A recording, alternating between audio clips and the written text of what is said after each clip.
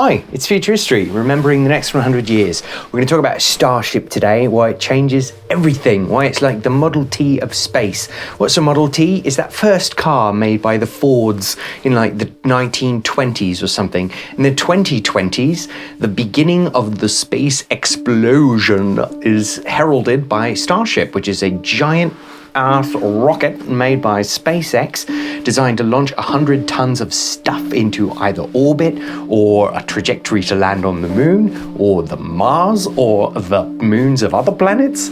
And it's the beginning of a huge change in how space travel works. So why is it so cool? What does it do? Etc.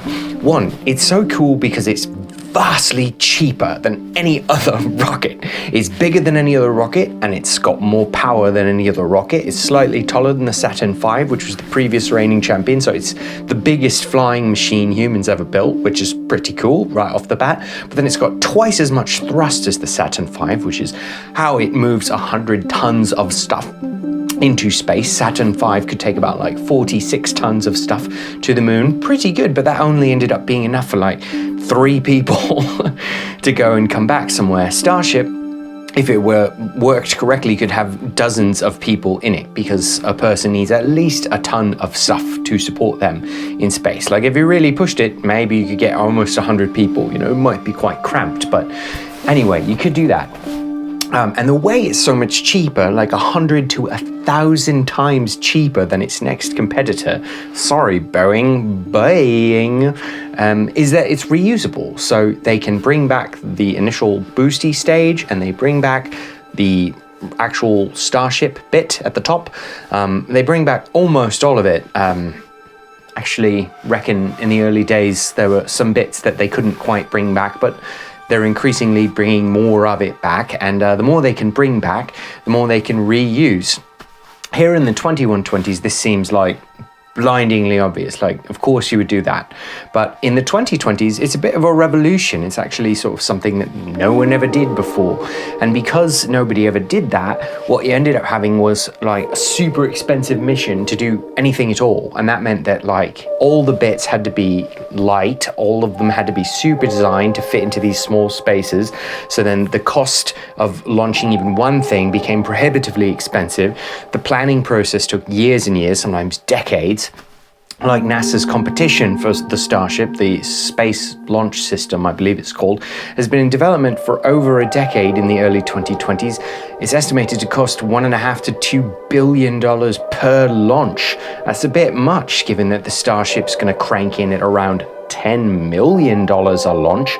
Might be more to begin with, but over time with use, they think they can maybe even get it down to like $1 million per launch, which is just like staggeringly better than anything that anybody else has on offer. So Boeing, Lockheed Martin, other spacey companies, they're gonna have to turn around and go, oh yeah, there is another way to do this, and we can do it.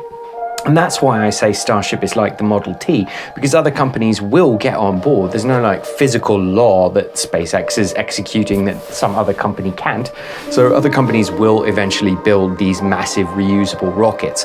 But they had to sort of draft in the leadership of an experimenty-wenty company, which suffered lots of explosions along the way. Like you may have noticed that some of these SpaceX rockets have crashed and gone boom boom or fallen off their floaty towers when they came back, or just like landed and then exploded later. But that was all in the service of getting to a highly reliable rocket after dozens and dozens of launches, or like hundreds of launches, doesn't explode, so you can put people on there safely. And eventually, what can you do with this? You can build bases on places like Mars and the moon, and even like big old space stations, because the International Space Station's retiring in the 2020s or early 30s, I forget.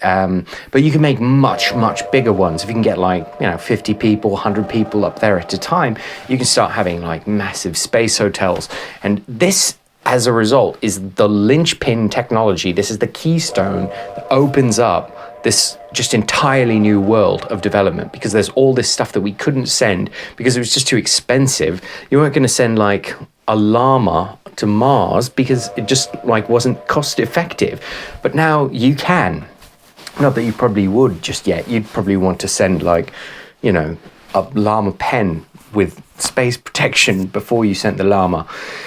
But you get the idea. They can send lots of stuff to Mars and the moon, and we will start doing that. And in the 30s and 40s, bases pop up in these places and start getting populated, and people actually, begin to live on Mars. So where does this go in the medium and far future? Things like the Starship project start being the dominant way of space travel, like largely reusable, very large rockets that mostly land under rocket power themselves, take over the space industry. They're happening dozens of times a day, then hundreds of times a day, then thousands of times a day, to the point that actually recapturing some of the carbon they emit does become an issue eventually. But we've talked about that elsewhere, and we will talk about it more. And that's the kind of tech that SpaceX is quite interested in. You might be interested to know that most of the fuel for the Starship is actually liquid oxygen. So a fair amount of it is relatively clean, and then the rest of it is methane, I believe, which burns nice and clean, so it doesn't get gunk in all the works. So the main reason to be excited about it is that it's cheap and it's reusable, and it's going to open up a whole new world of space exploration. Like, it's not an exaggeration to say this is a revolutionary technology, and it's as a result something that everybody copies, and in the years ahead you'll see the Boeings and the Lockheed Martin replicating and reproducing and expanding on this idea. But it did take a leader to frankly kick their butts first, and kudos to SpaceX for that. Historically, they've earned themselves a place, and when we look back from the Martian colonies of the mid-20th century, we'll have largely them to thank. And however you feel about that or them, you got to recognize it's a big step for humanity and ultimately for the life that we shepherd into the stars. All right, we'll talk about it more some other time. Hope you're having a good night. Ftrhstry out.